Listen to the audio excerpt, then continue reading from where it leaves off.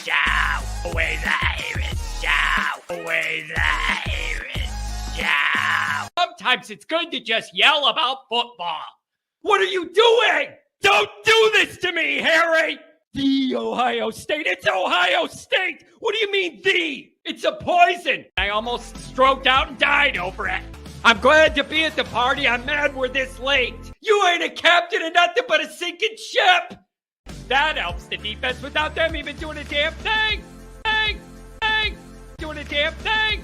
The call-in line. 312-988-15. You tell Johnny all you've heard and seen. No Irish. No Irish. No Irish. No Irish. Irish. Yeah, that's right. No Irish. No Irish. No Irish. No Irish. Irish. Yeah, that's right. That's right. Welcome back, everybody, on a shortened week, Friday edition of the Always Irish Morning Show. Listen, there's weird stuff going on here. Over in my area here in this little studio, there's weird stuff going on. I'll get to it in a minute. But I got to tell you guys something you're going to have to look out for on my behalf in a second. Good to have you here. Hope to have you here. 312-900-8815. You tell Johnny all you've heard and seen on a sleepy June Friday. We are officially in the dog days of summer, I'm pretty sure. We're officially in the dog days of summer. I got the phone lines open. Whatever you want to call about, we can talk about. That's what the rest of this summer, these dog days till we get past the 4th of July and into August and then camp and then we get our real stuff going. Whatever you guys want to talk about, we could talk about. Okay, let's see. Yeah, Sean, I was worried about that. The phone lines are going nuts on me again. Remember on St. Patrick's Day, I made a big deal about the call-in line. When I logged in, it was playing music and stuff like that. I think that's happening again today. So I don't know what happened. Sean, try and call again. If I see you there, try and call again. All right, you're there now. Let me know what happened. The phone line dropped off. It was playing classic rock hits instead of my call-in line stuff. I don't know what's going on. Sean, I hope you're good now. I see you. It looks like you rebooted. So I don't know what's going on with the call-in line. Happy to have you here. Happy to be here. Obviously, the show's on YouTube. Hit subscribe if you haven't yet. Appreciate that very much. Give the video a thumbs up. That helps me as well. Notifications on. That way you're alerted every time a new episode drops. Don't want to miss it. Twitter, search bar Always Irish Rat, Always Irish Inc. Emails alwaysirishnd@gmail.com. Audio only anywhere you want me. You can give me the call-in line. Obviously, you know where it is. You know how to use it. Hopefully, it'll let me answer your calls. All right. So it's a short week. I missed last week. What did Huffer Billy Paw? Free for all? Yeah, I like rhymes. So free for all, it just comes off the tongue. That's what I named this episode. And it is a free for all. Call with anything you want. I am noticing a disturbing trend, though. I'm noticing a very disturbing trend this morning. There's a lot of Big Ten people here. More than usual. Even if there's like two, that's more than usual. We got something to talk about there with that, okay? So I know why they're here, to kind of ramp my my conference alignment anxiety up a little bit. So we'll get into that. But I mean it. Anything you want to call about, we could talk about, all right? And so here's the first thing I'm going to warn you guys right now. Right now, I'm telling you.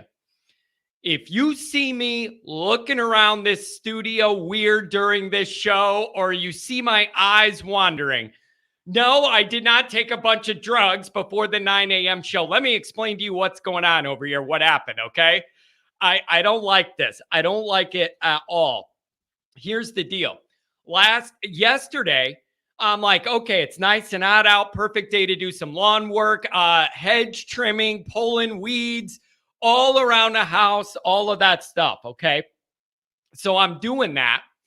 And out of the corner of my eye, when I'm pulling weeds and trimming this bush, I see this big snake turning the corner around my house and going right under my deck, right through a little crack between the concrete and the wood, like the littlest crack.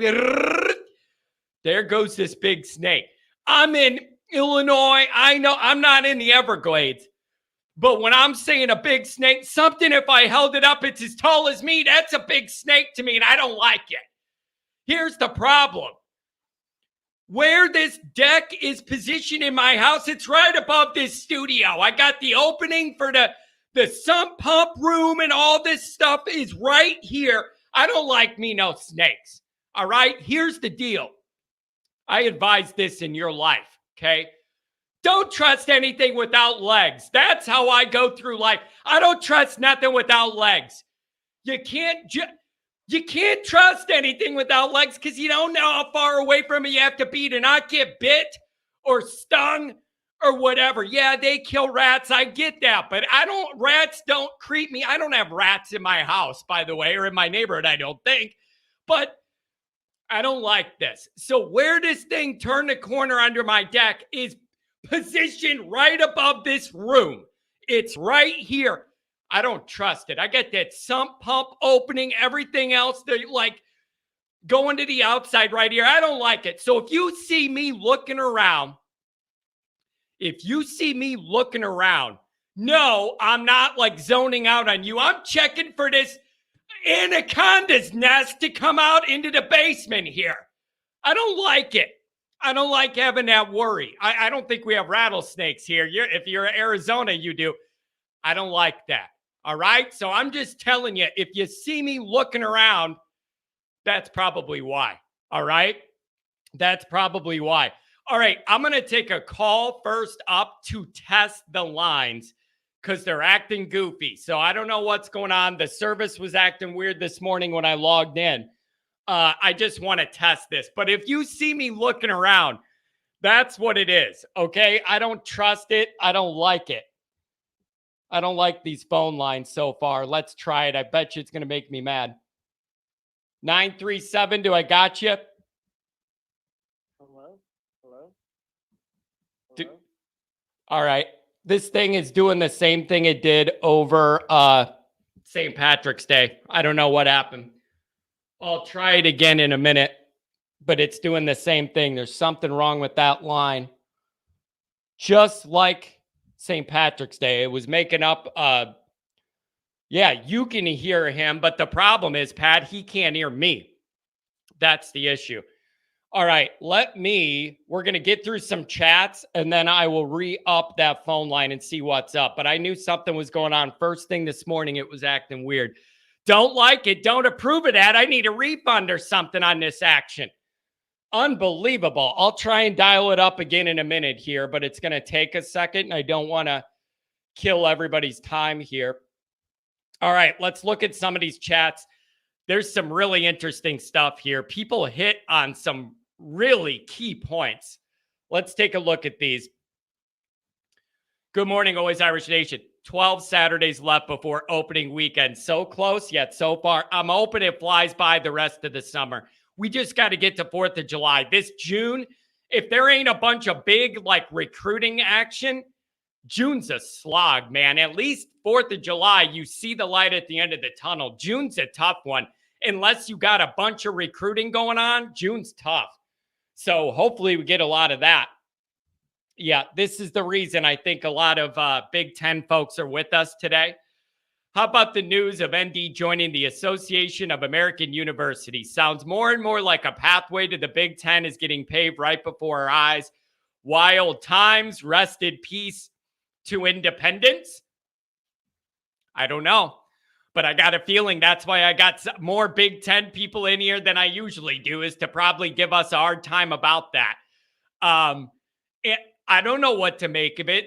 Do I sit here and act like I'm an academic expert? I saw this tweet about this news, and then I saw a whole bunch of reaction to it, and I don't know what to make of it. Maybe that's just something they're going to do. Maybe they're covering all their bases. I don't know what to make of it. I don't. But a lot of people are saying that is kind of paving that path maybe you could do that, and it doesn't mean you have to join a conference, but then you have that coverage if you need it to do that. I don't know. I'm not acting like I know. We start talking about highfalutin academic stuff. I'm not probably your guy for that. Stephen Arado. Morning, Irish Nation, and our fearless leader, John. Two plus months till Navy. That's a long time. I really don't want to wait. $2 holler, go Irish. Congrats on the lacrosse team. Absolutely. That's a fantastic championship effort by them. Look at this, though. Crying belly. We are 7-5 in the Big Ten most years. How? Like, where I know it's this guy's job to give me a hard time and get my blood pressure cranked up every day. I realize that's like what he wants to do. How do you end up with 5 losses in a Big Ten schedule when even if I line up the best Big Ten teams, there's no guarantee you're going to play them every year? Like how that works up. Ohio State, Michigan, Penn State, like, fine. Those are probably tough games. Obviously, nobody's saying they wouldn't be. What else would be? Nebraska, Purdue, Wisconsin, Rutgers, Northwestern, Iowa, Michigan State seems to be going down the crapper after they got all excited about Tucker. Now they're going down. Maryland, Minnesota, Illinois, Indiana. Where's the 5? Even if you pulled the 5 best teams out of that full list, you're not going to play them. It would be bad luck if you played them all every year. Where's the 5? I could give you a few that are probably going to be tough every year, and then a couple that pop up tough. 5. I just can't find that, but I know you want to get me all worked up. So maybe you did your job there. Mikey Poles, happy Friday, John. Are you more excited? Oh, man, what a great question. Are you more excited for this season or last season? I know the hype was huge last year. What a great question. Let me answer that this way. I feel like there's excitement, but in different ways. And what I mean by that is I feel like last year, it was, let me see something new. The excitement, even like at the blue and gold game, not even before the regular season. The excitement for me was, let me see something new. Let me feel this new Notre Dame energy.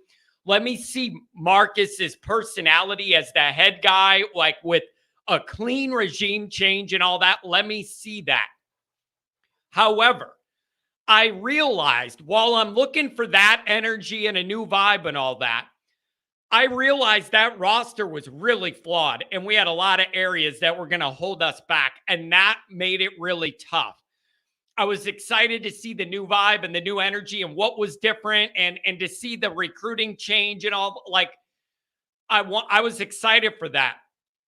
But you always had this year one safety net. Everybody acknowledged the roster isn't ideal. It's not Marcus's roster. It's Kelly's roster. The wide receiver depth, like all of it. Quarterback, even if your main guy was healthy last year, you didn't know what you were going to get. Like, there were a lot of practical worries last year. So it was good and bad. Excited to see the new, but practically I knew we were going to have some challenges, even with good health, which we did not have at the most important position. That is not ideal. Like that's not ideal to have that. Now, this year it's flipped. There isn't that first time seeing Marcus run out there energy. Like, it's the first time we're seeing this. This time it's more of, this has a lot more of Marcus's fingerprints on it. This is a lot more Marcus's vision than Kelly. We're another year away.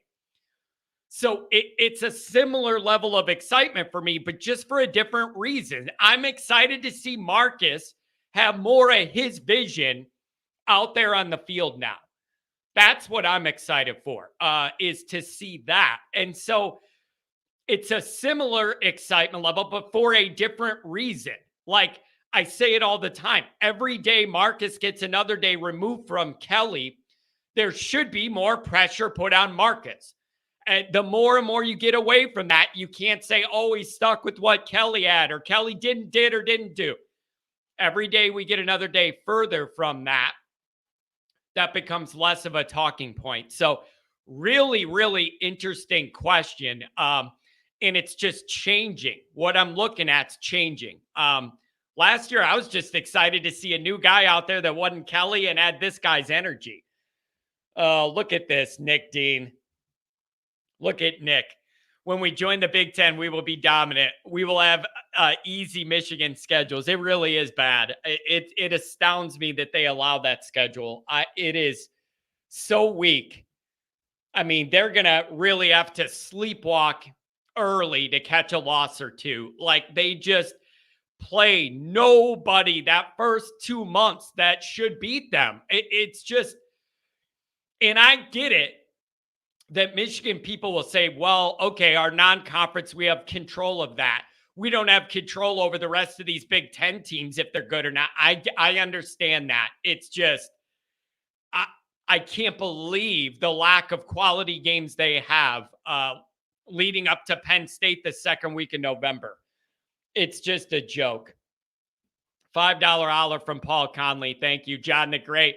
Loved your appearance on Bobby Durkin's podcast. Good job, as you know, ND. Thank you. I appreciate that. Fun guy to talk to. Always like hitting the different some different podcasts in the summer. I join them join me. That's always fun. Appreciate that. Kenny Galley, what's up, man? Thanks for being here. I'm doing very well. I'm on Anaconda alert, but other than that, I'm doing well. Man, you guys are asking good questions. $5 a holler. John, would ND have won the championship in 88 if there was a 4-team playoff? 1 ND, 2 Miami, 3 West Virginia, 4 Florida State. That's tough to say because it looks like, based off what I remember off that year, you would probably then end up playing Miami again in a neutral site.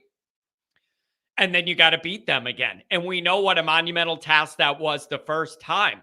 So you're probably better off in that scenario in that year.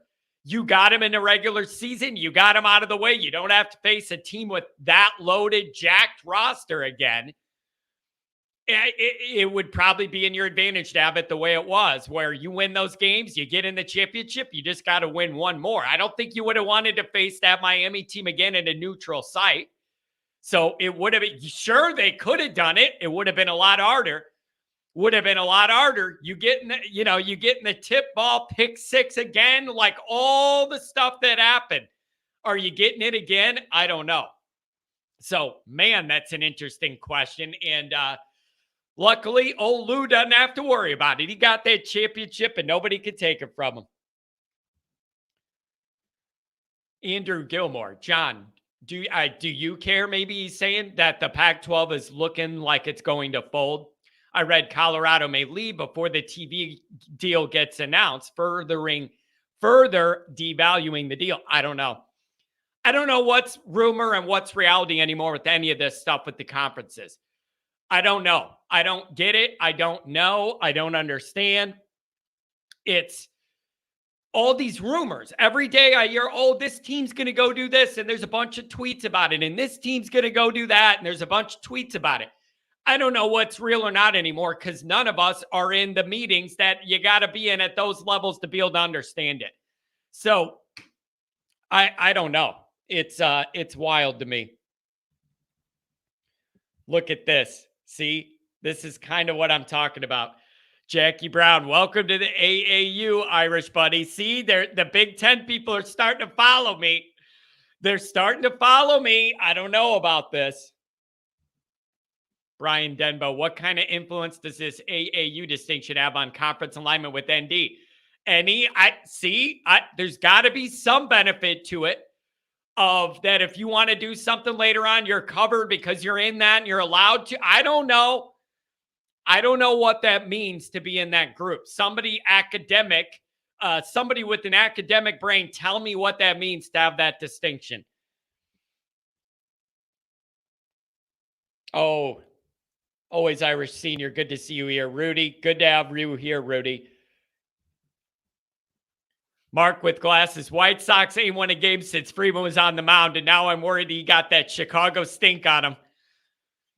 I'm going to tell you this right now. It's on my list of things to talk about.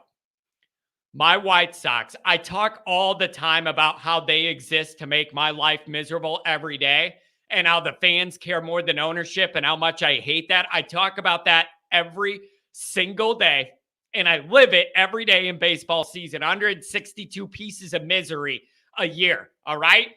Mark, can you give me playing normal one day of the year when Marcus is there?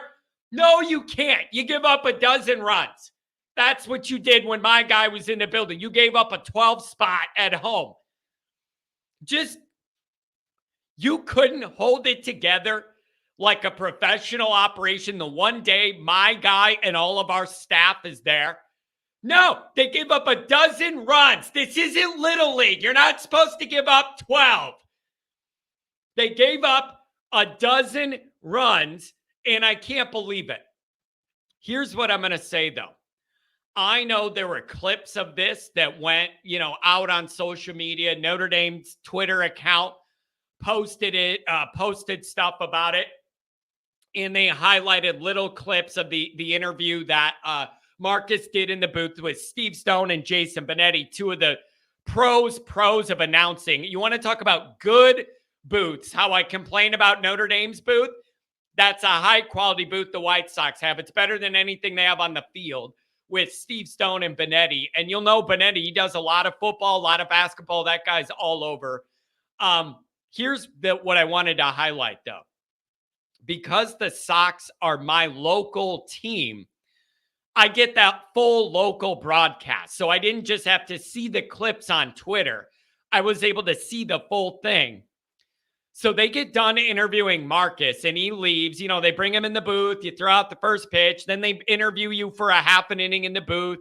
And it's awkward because they want to ask him about football, but then there's balls in play. And then they stop that to say what's going on in the game. Kind of weird, but that's what they want to do to promote all this.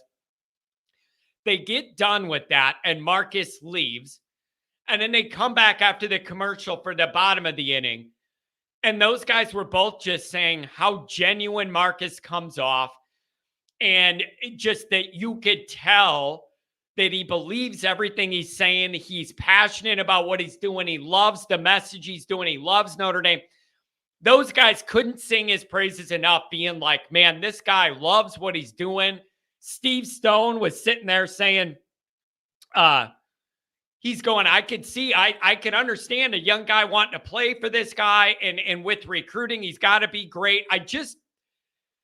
Marcus is so genuine and everybody sees it, feels it, and believes it. I'm just going to throw this out there. I simply hope he feels that Notre Dame is supporting him as much as he anticipated and expected to be supported getting this job. That's all I'm going to say. I'm not going to go into anything about the administration or this or that.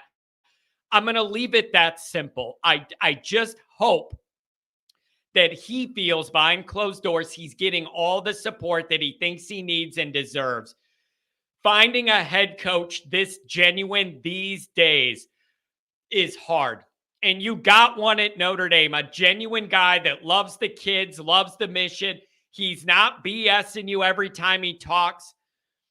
That is so, so rare. I just hope he feels supported at Notre Dame. So whenever he figures out this whole head coaching thing and hits his stride, that it happens here. And that it's not somewhere else where he gets everything figured out and is just ready to go, not learning anymore, but ready to win. So, but I did want to mention, even these baseball guys are going, wow, what a genuine guy. I was so impressed by that interview. And what a great steward of the university. At Notre Dame has the best marketing head coach you could ever have. Good looking, smooth talking, genuine as the day is long. Like, not smooth talking like Kelly. Kelly smooth talk, but you never knew what you were getting. And you knew not to believe it. And you knew he was probably angling for something to make himself look better or whatever. This guy's just genuine because he's genuine, and I love it. Jackie Brown, look at this. I'm used to a couple of Ohio State people. Now I'm getting the Penn State people.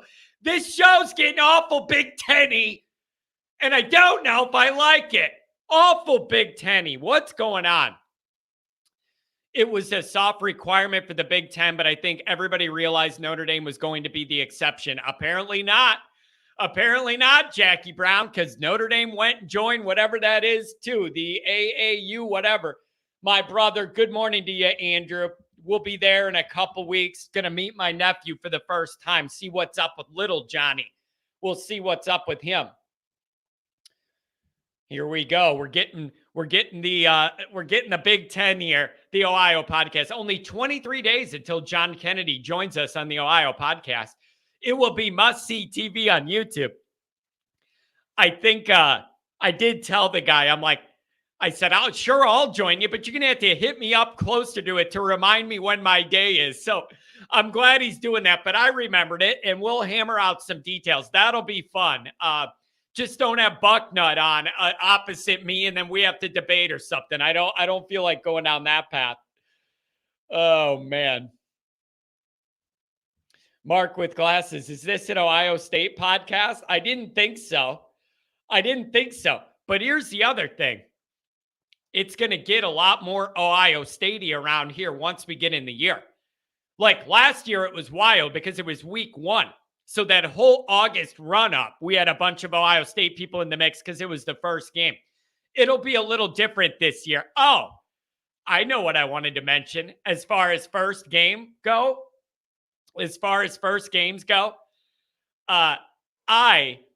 It made my day. Did you guys see this? It absolutely made my day to learn that Michigan's first game is only available on Peacock. It absolutely made my day when that came out. And they're like, oh, you got this new TV deal and this is a part of it. And their first game is only available streaming on Peacock. I love it.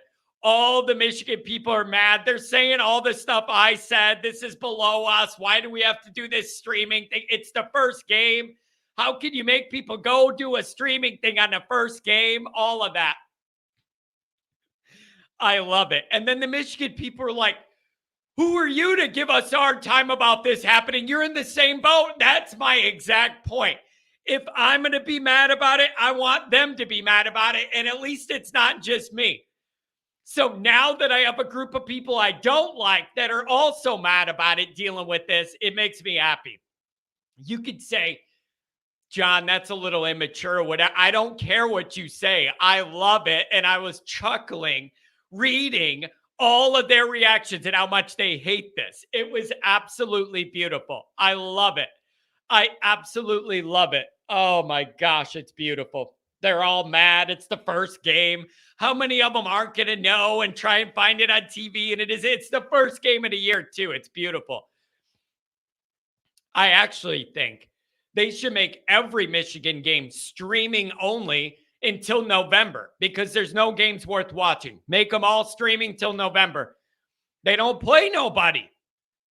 Cotter, good morning, everybody. Busy Friday morning at work. Can only stick around for the first 30 minutes. Well, it's good to have you here. Brandon Fry says we're ready for the big announcement. That'll be tomorrow night. Always Irish After Dark. That's when it'll be. So we will drop some news, something this show's getting involved in. I think you're all going to like. Hopefully some new horizons. So that's going to be it. Leading off the show tomorrow night, Always Irish After Dark. We're going to make that announcement. So everything's wrapped up. Everything's good to go with that. And I'm excited to announce it. And so that's when it's going to be. But thank you for reminding me. AAU for ND is a big deal. Man, I'm telling you, look at this. You guys are piling on me, the Big Ten people. Notre Dame's officially an AAA school. Let the ND to Big Ten rumors get even hotter. Hey, why not just be prepared for it in case you need to do it? I don't know. Sean, I'm sorry about the phone lines. When I get caught up here, I'll take a minute, try and log back in. It's doing the same thing it did on St. Patrick's Day, playing music. I log into my punch in my code and it's playing music. I don't understand. Pat says he walked the back nine this morning before work. 42 with the 7 on 18. You had to be mad about that on 18 because I know you had your eyes on a number in the 30s. Could have had it. Could have had it. Dr. John ND, good morning. John, greetings from the Minnesota tundra. You sure? You betcha. The guy's always on the move. Always on the move. Newt Rockney, that's a funny one, but I'm not putting it on screen. Pat says AAU is the Association of Schools for Academic. Well, even I knew that, but I don't know what it that you have to have it to be in the Big Ten or whatever. I knew it was an academic designation. If ND joined the Big Ten, they would have to join the AAU. A large part of the academic power at ND want it. Whatever. AAU schools are a consortium. Well, look at this. Aren't we fancy? We got the consortium on a Friday morning of the nation's leading public and private research universities. Basically, you have to be an AA school to be considered for the bill. Well, then it makes perfect sense. And I know Notre Dame's into all of that, the research grants and all the academics and all that research. I thought that's part of the reason they liked joining the ACC. Was for some of that, just because the academics lined up and the research they were trying to do and all that. Huffer Billy Paul, you should charge OSU fans to attend. There you go. $10 olive from V1 Rotate V2, and I appreciate that. Food for thought. It's sad how many close struggle games we had at the bad teams that other bad teams had no problems with over the last decade when we out-talented that team by unmeasurable amounts. I ask this all the time in my mind. I went through this with the Kelly era. It felt like every week that we would line up against a team that we all knew we had way more talent than, and there was no reason at all to struggle, and then we play like crap. They play great. A bunch of dumb stuff happens. You're sweating it out, and then we end up winning by 6 at the end of the game, and we're mad about it, but at least we won, and then we move on to the next week. Over and over and over in the Kelly era, I always complained about that. The big game worries that you have with Kelly are the big game worries you always had with Kelly, and those were always going to be there. It's struggling against those teams you think you should be able to open it up on and empty out your bench on and beat their brains in it and be comfortable and all that. Why didn't that happen more with Notre Dame? I don't know. I don't think Kelly was that type of guy to put the gas down and really go for it. Like, I think that was a part of it, that Kelly wasn't putting the accelerator to the floor at all moments. The other part of it, it's a mentality by the head coach and the players. A mentality of just winning isn't enough. We're going to embarrass and kill somebody. That's a different mindset. That kill mode, more than just like, we want to win this game, but like that desire to embarrass somebody, the ability to embarrass somebody, pile it on, end it early, all that. And I don't think a lot of Notre Dame coaches or teams had that mentality. And then here's the other part of this.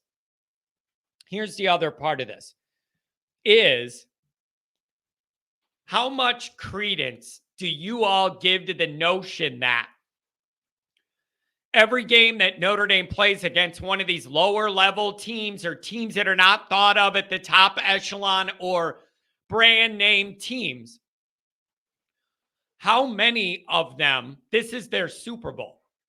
This is their Super Bowl. And you're going to get their best shot. Everything they have, every bit of energy, all the motivation, you're going to get everything. And then on Notre Dame's end, you're like, if I look at the schedule, this is like the 11th game out of 12 that anybody's excited about.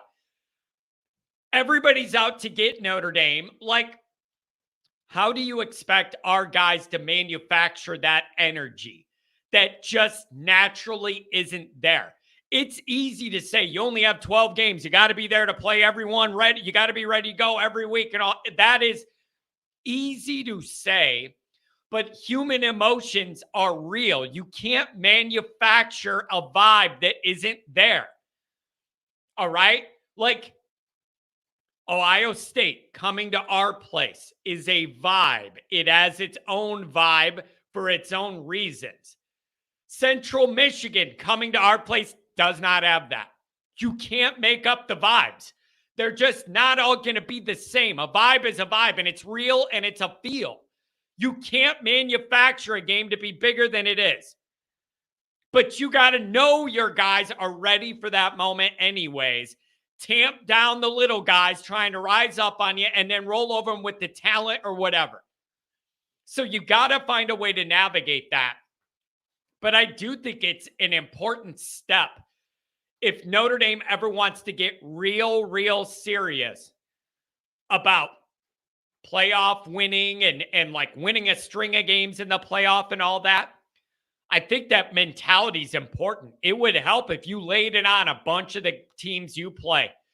Build a confidence, humiliate a team, embarrass a team, pound teams. That's how you build a killer mindset, is by laying the wood on a bunch of people and then walking around like, yeah, don't come in here thinking you're going to catch us. It ain't happening. I want to see more of all that. But there just hasn't seemed to be either the ability or the mentality or the willpower to want to do this with a bunch of these teams in the past. Very good question, though. Newt Rockney says ND won't pass the AAU test. I think they're good to go. I think they're good to go. So Matt Miller called the snake I was talking about the nope rope. Bro, I'm telling you, that thing turned that corner and went, and it just kept going. I keep seeing, where's his body? And the thing's under there.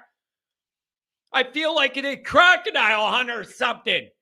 I got an anaconda nest above me. I don't like this at all. I don't like this at all. You think I'm playing? I got the door where like the septic comes in and all my piping that leads wherever. I got something blocking the crack at the bottom of the door. I ain't taking any chances with these snakes. I haven't seen a snake slithering around like that since the last time Jimbo Fisher said something in a press conference. I don't like it. I don't like it at all. I don't mess with no snakes, all right? You can't trust anything without legs, you guys. There's no way to judge how far away you got to be safe.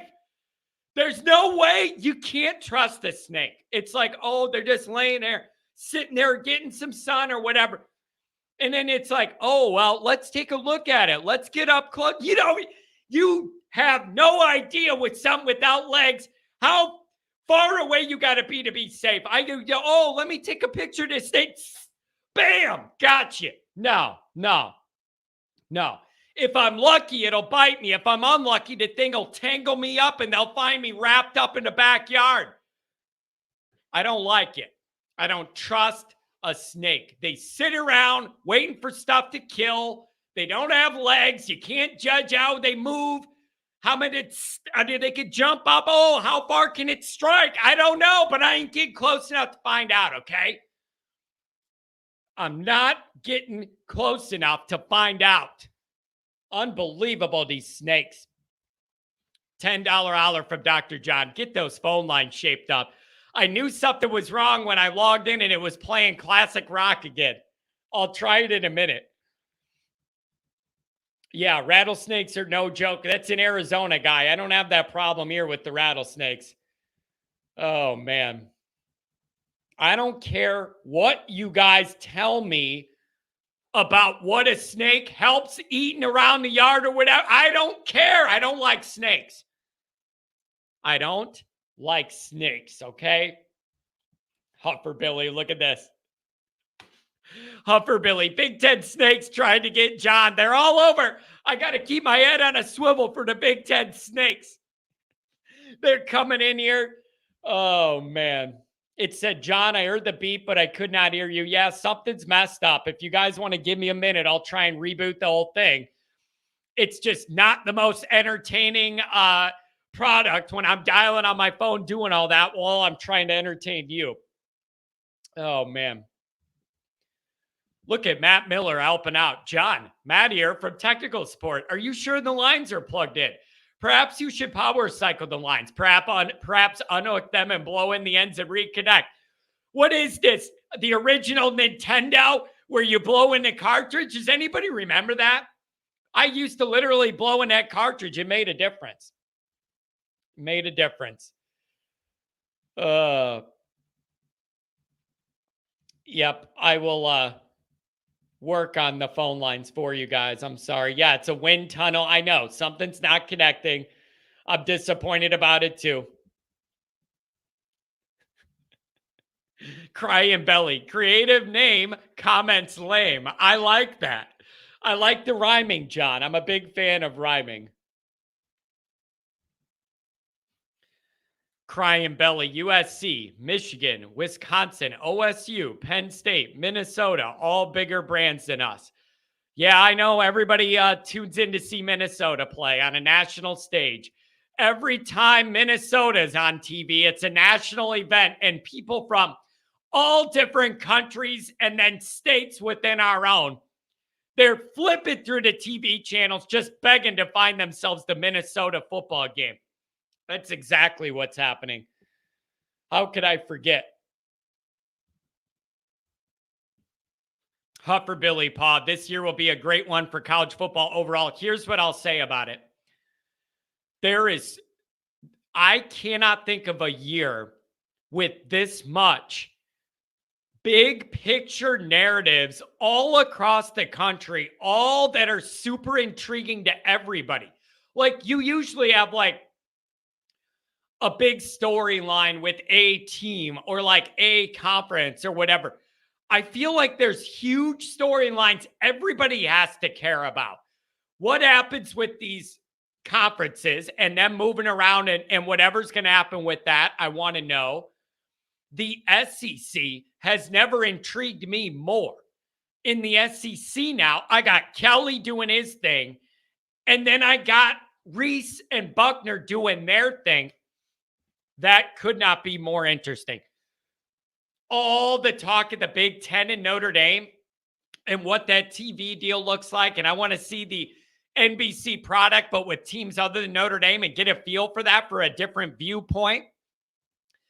That's super intriguing too. What's going to happen with the Pac-12 out there? What are they, all the ACC stuff? There's just a lot going on. And then here's the best part of it. You have this year with all of those moving parts and all of that excitement and all of the just, I want to see how this is going to go one way or the other. You have all of that.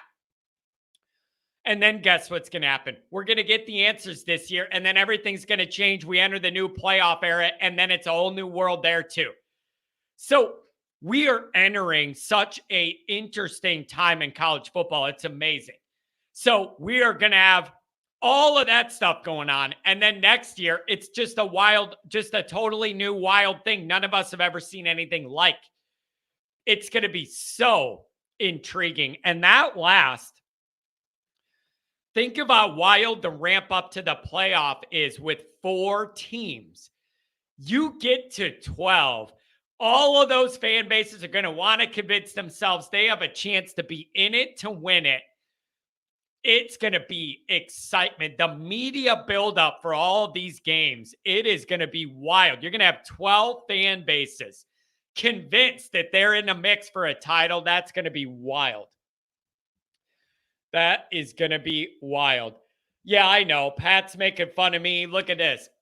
What did you tell John about the snake? Grow a pair? Yeah, I know. Hey, Pat, I don't like snakes, man. Look at Pat, city boy, and then he married a country girl, and now he's out here wrangling rattlesnakes.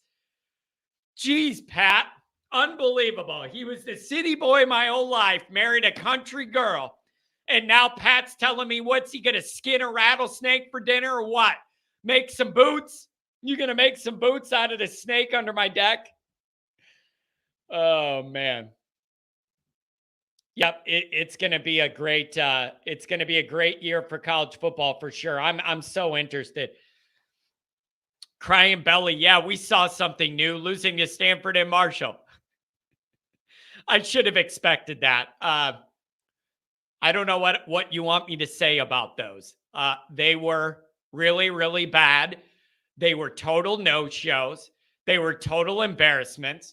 We were 17-point favorites or above in both of those games. They were both at our place. You should have had every theoretical advantage. The one against Stanford really gets me. You could see in David Shaw's face, he knew he was done coaching at Stanford and he wanted it to all just be done and go away. Like, I could see it in David Shaw's face. He was checked out, done at Stanford, like over it, and just wanted to go through the motion, and they beat you. They beat you. There's no excuse for it. And it's like, I always get this rep of being a Kelly-ater and a Freeman lover, and all you do is defend Freeman. I don't know what else you want me to say other than that was horrible and not okay. Like even in the first year struggles and understanding you're learning as a first-time head coach and there might be learning curve issues and all that, even when I account for all of those factors, completely unacceptable. Like, what you did against Marshall and Stanford was beyond first year learning as a coach and whatever. That was just total no-shows. I am never going to tell you that's okay. It was definitely not okay. Okay? Not okay. Oh, boy. And now we're getting into the bad teams. Kelly lost to, he never lost to Toledo. Okay, South Florida at home. How about that one? How about, we're not getting into this. Kelly had his fair share of years where he lost to teams you should never lose to. You know which one gets me? The Northwestern game. What year was that? 14, maybe 15? Something like that. The Northwestern game at home. And we were winning, and then we were running out the clock and fumbled it, and then ended up like there. It just can't happen anymore. It just cannot happen anymore. Every one of these games is too valuable. 12 games. There's a reason people love college football, and I think a part of the reason is it's the shortest regular season in all major sports. All 12 of those games are a big deal. It isn't baseball where, we lost today. Well, we'll get them tomorrow. And if we don't do that, we'll get them the next day. And you can kind of bounce around day to day on this emotional wave with your baseball team, good or bad, whatever. Even the NFL gives you way more flexibility with how many games they have and different avenues into the playoff. You could be a lot more mediocre and make the field. So, every one of those games is worth their weight in gold. I admit it's totally unacceptable what happened. Totally unacceptable. Michael Ursone missed the last few, but I'm back. Glad to have you back. Golden playbook. USC sucks. Well, they certainly do. They certainly do. Crying belly. There was a year one safety net, but if John could, he'd give Marcus a years 1 through 5 safety net. I'm not saying that. If you get into a place with a roster starting in like 24 forward and it's all falling apart and you're not getting development and all that, no. We're going to have real questions. But I do think you got to give the guy a couple years to flip that roster and get more of his guys in there and recruited and in there and developed and in there. And the other thing is, Hartman's unique because of the, getting him in the portal and how that all worked out. The other thing is, I really would like to see Marcus with a bunch of his recruits and mostly his first quarterback, like his first developmental quarterback, recruited quarterback, a young guy.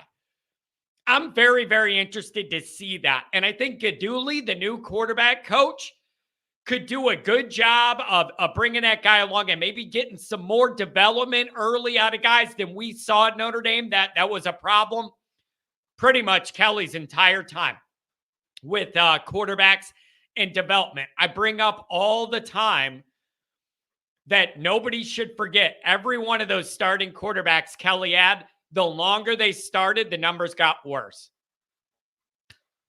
The numbers got worse, you guys.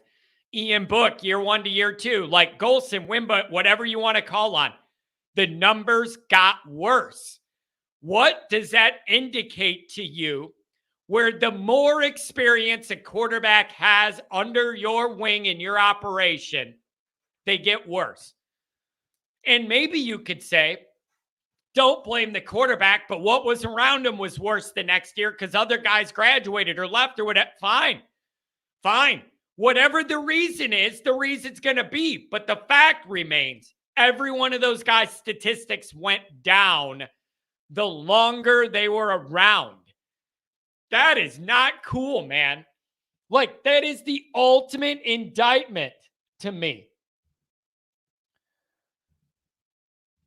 Oh, this phone thing's making me mad. It's making me mad. But I'm not giving Marcus a 5-year safety net. Give him a couple years to flip a lot of the roster in his image, and let me see what one of his quarterbacks could be. Can we at least try that? Look at that. T-Rex, 12-0, Hartman for Heisman. That's a hell of a, that'd be a great year. Here's the other thing. I went over this the other day too. I see people talk about Hartman for Heisman, and they're saying, you know, what could those young quarterbacks, what level could the young quarterbacks get to that might put him in or the young wide receivers? What could they do to help Hartman to get to that Heisman thing? And if he does that, what could the offense look like and all that? Here's what I'm saying. If this all worked out great, and that offensive line is fantastic with those tackles protecting him, and then inside they're strong, and you're able to run the ball a little, and all of this. Here's my point. Hartman does not have to be near Heisman ceremony invitation level for Notre Dame's offense to look way better this year. It just doesn't. If he does that, it would be absolutely amazing if he was literally in the Heisman race and piling up numbers and this offense clicked and the young wide receivers and Hartman have this dynamic and the line's good and you can run it to balance it out. The tight ends emerge, whatever, the next mayor emerges and all of that. Beautiful. Doesn't even have to be that great for us all to look at the Notre Dame offense and go, wow, this looks different. This looks more modern. This looks like what I see when the big boys play, and they can actually put points up fast, throw the ball around, stress a defense, make them wondering what's coming next, have to guard the whole field. Just choke myself up. Can't just creep up to stop the run, guard the tight end, and that's all they got to worry about. So my point is, Hartman doesn't even have to be near the Heisman conversation for this all to look way better. That's encouraging to me about this year, but it's depressing to me about what that means in the years past. That's the big thing. So if he gets to that level and gets that hype, we're going to be in a great spot, but he doesn't even have to for us to be in a better spot. And I mean that. The Golden Playbook, look at this. Does everybody agree that USC is trash? I'm pretty sure everybody here is going to agree with that. And here's the other thing. Even the Big Ten people that are joining us these days are going to think it pretty soon. They're going to get their taste of USC very soon, and that's something else we'll be able to agree on with the Big Ten people.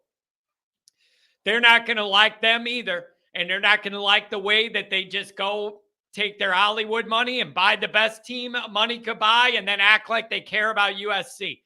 It ain't about USC. It's about a means to an end through USC. It's a big difference. It's a big, big difference, okay? And pretty soon, those Big Ten folks, they're not going to like them either. Not going to like them either. Primetime 21 with the $5 hour, and I appreciate it.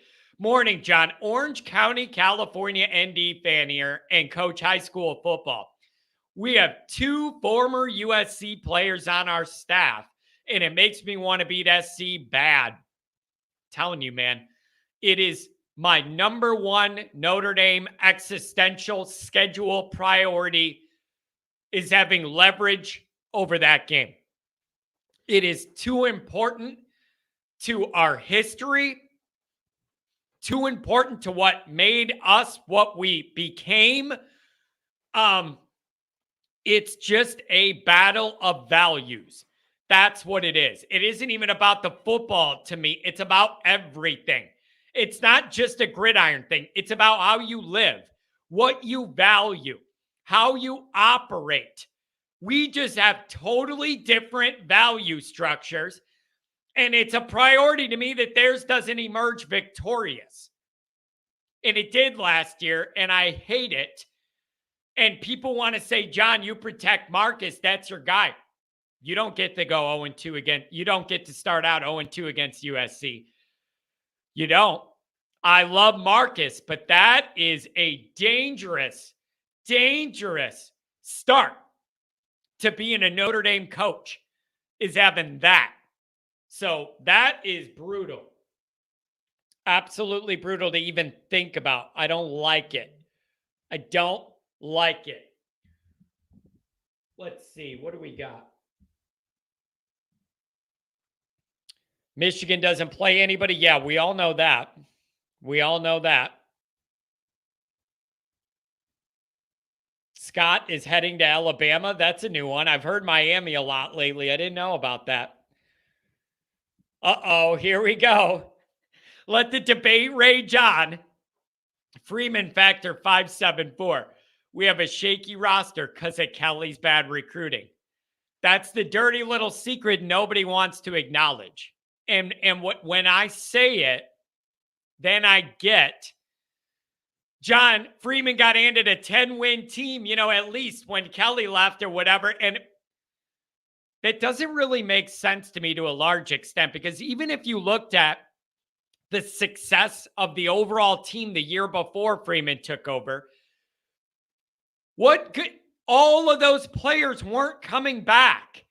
So you can't just act like whatever you did. What if you went 12-0 the year before, won a championship, but all your good players then went to the NFL? Then are you going to tell me, well, he was handed a championship team, you win with it? Make that make sense.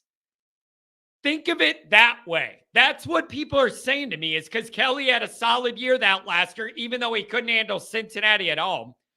Biggest game of the year, Cincinnati at home. Couldn't handle it. Too big for Kelly. Bent over and took a loss on that one. No.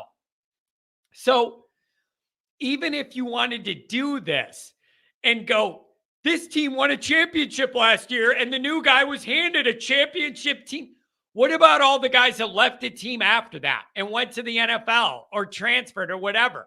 It's not the same team. So that's a kind of a bad argument, but I do admit this. There are levels to this. And I do want to admit this. When I say a part of last year's struggles had to do with that roster construction, having 2 wide receivers that could walk available, quarterback, you had no idea what you had there. When I say that Kelly was a part of last year's struggles, then I get the pushback of, John, this is the weakest thing you've ever done, that you like Freeman, and now Kelly's not even working in the state of Indiana, and you're nailing him for what's going on now when Marcus is the head coach. There are levels to this. Kelly's roster building and development, or lack thereof, on both, not only him personally, but what he allowed his staff to do or not do all that time. It's a part of the discussion. I'm not saying we lost to Stanford last year and it's all Brian Kelly's fault, but I am saying when you look at all the ingredients in that poop soup that was the Stanford game, that's a part of it. Not the only reason. It's a part of it. That is what gets missed in this. Because when I say that, people say, you're blaming it all on Kelly when he doesn't even coach you. No, I'm not blaming it all on Kelly. But you also have to admit it's a part of it. Admit it's a part of it to a certain extent. Okay? That's all I'm saying. It's funny. They talk about us playing no one. Who's they? I hope it isn't Michigan, the Ann Arbor High School Circuit champions. Unbelievable. Here's the other part of this I hate. We just went over what a big deal the regular season is in college football with only your 12 games. What a big deal that is. Think about it. When you do like Michigan did, and you have nobody in the non-conference, then you're down to like 8 or 9 games of like consequence. It's just, man, give us some good games. Give us some good games. I don't know. It's just wild. But Michigan had an angle, and they knew it, and they honored it.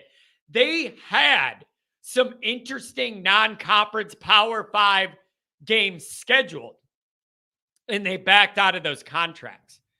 They backed out of those contracts figuring we want to find the quickest way to the playoff. And in a conference, why are we going to risk a loss to a Pac-12 team week 1 or week 2 when we just don't need to do it? And there's nobody to hold them accountable. Like, when is the day where that committee's going to go, wow, Michigan's 12-0 or 11-1. You haven't played anybody, so you don't get full credit for that. It's never going to happen because they're in a Power 5. So, and again, I do understand it's not Michigan's fault. The other Big Ten teams they're going to play are bad. But it's just, they are going to be on cruise control most of the year, and it's offensive to me. It's offensive to me. Freeman Factor 574. I hate the way Kelly left the team depleted. I say this all the time. Do you know who is on the cutting edge of this? Do you know who knew exactly where the roster was at and how much work there was going to be and how hard last year was going to be? Brian Kelly knew it. Who would know better than him all of the landmines he planted in the road? Kelly was well aware of all of it, didn't want to deal with it. Did not want to deal with it. Kelly knew damn well that quarterback situation was shaky, the wide receiver, some of the defensive stuff and depth. Kelly knew better than anybody because Kelly created the problems. He allowed them to fester. He allowed not only himself not to recruit hard, but the other guys on the staff too. There is a natural bill that comes due from operating that way. And we got some of that bill last year, and some of it we're trying to work through this year. It's the way it goes in the big leagues, man. So Kelly's the smart one. He saw it and got out of Dodge, man. Got out of Dodge. ND would have smoked Miami the second time around. I don't know. You could say that, but you wouldn't have that home magic environment, neutral place. We got a lot of some good breaks in that game. You know, a tip ball for a pick six. I like, are you going to get that again? Like, we needed some stuff there. We needed some stuff. Colorado heading to the Big Ten. I don't know about that. That'd be interesting. Is that where they're looking to go? I don't know. But I've seen them mentioned a lot with some of this of where they're going to go or maybe not go. Freeman Factor 574. Buckner was going to be the worst starting quarterback ND ever had. Glad we got Hartman. I can't agree with you on that. I would take Buckner over Pine 100 times out of 100 times, I think. Like, you don't even have to go through history. Go through last year. the worst starting quarterback Notre Dame ever had. God bless Pine. He was thrown in a tough spot, and he can't change his God-given abilities and gifts and body. But right then and there, even just last year, I disagree, because if you have Buckner and Pine, I'm not picking Pine. I'm just not. Rodney, working this morning. Be good, John. I'll try. Yeah, never forget that. Kelly lost to Duke in 2016. That was amazing. That was when we were in the full unravel, and that was at home too. I remember it. That game was at home, which is extra offensive.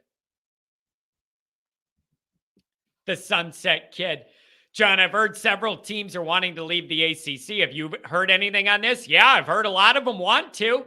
Wasn't there 7 or 8 teams that wanted to, or 7 teams? The problem is, where are you going to go? Are you willing to pay, I believe it's $120 million to get out of that deal? Not out of the TV deal. I think that's to get out of the conference.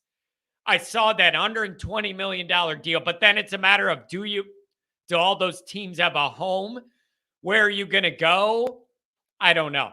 And then I heard that the most likely scenario would be they just redo the distribution of that TV money. And so if you're a team that is successful on the field and you bring in a lot of eyeballs, I would imagine Clemson, Florida State, something like that, they're going to get a bigger payout from that pie of all the TV money that gets distributed equally most times between those teams. It's not going to be equal. The teams that are bringing the ratings and doing well for the conference are going to get more. That helps bolster those top teams. But it's kind of like that's an awkward feeling to me. It feels like you're kind of killing some of your own teams, and you're the ones putting the nail in their coffin of like the bottom feeding teams that aren't going to compete, don't spend a lot of money, and have the resources to spend on football. And then you're going to give them less money. Like, they're never going to get caught up then. If they're already behind, how does this not make them further behind permanently? I don't know how that works. Or maybe you could argue if the top teams really excel, it makes up for having some of those bottom feeders. But I don't know. You're going to have some bad teams that are already struggling, and then you're going to put a nail in your own team's coffin. I don't know.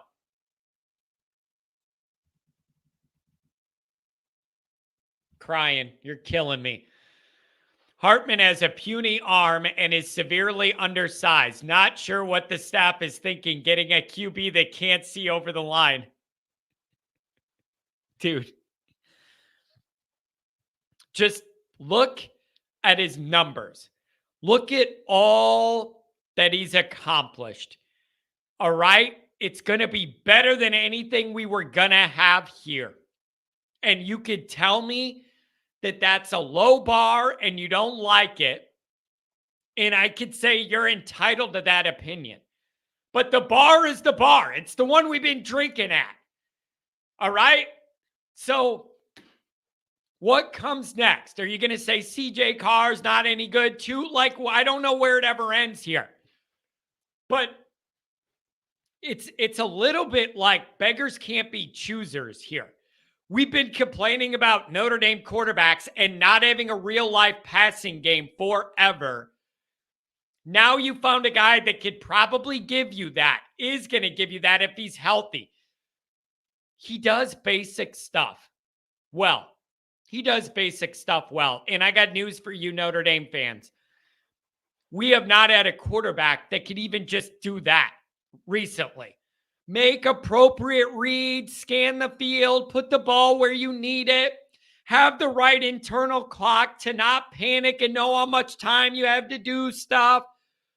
All of that stuff is like baseline stuff.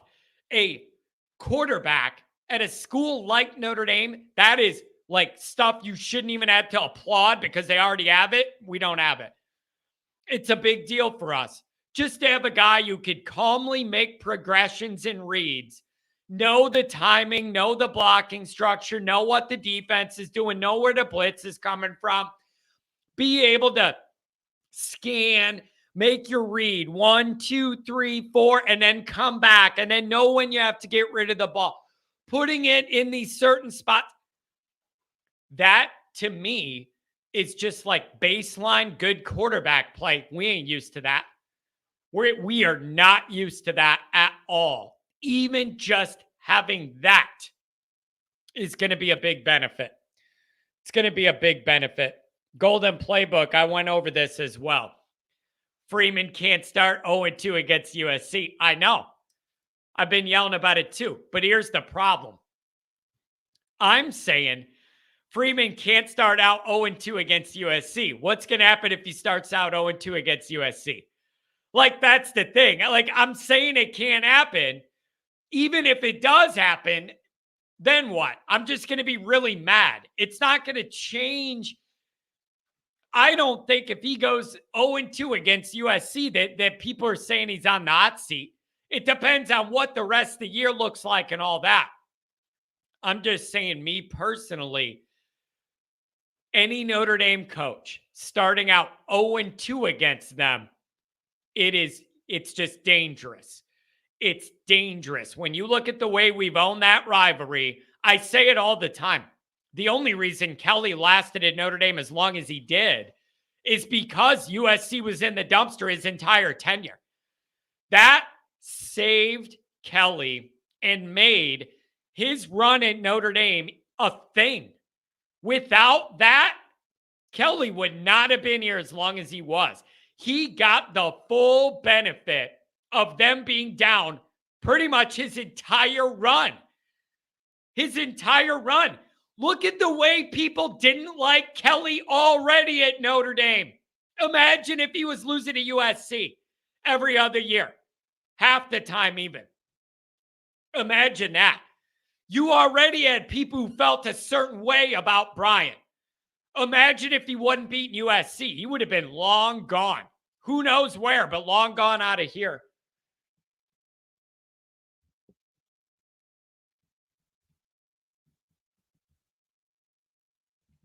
What else does Crying have? John, if you ever watched film, I know you probably don't. You could clearly see that Hartman has to get on his tippy toes to see over the line. What else did you want us to do? Crying. Notre Dame went out and got the number one quarterback in the transfer portal that has a ton of experience. That's exactly what Notre Dame needs for where they're at right now. It's such a good fit. Just having a guy who's been around and can manage this offense with a lot of younger wide receiver talent and all of that. You got a guy that can do that. He is the number one quarterback that entered the portal. And I just don't have it in me to sit there and go, bad idea, bad deal. Don't want him here. Like, no, because we would have been complaining about Pine or Buckner or whoever else too. I don't get how you don't see that this is a clear upgrade. It's a clear upgrade no matter what. Stays healthy, clear upgrade.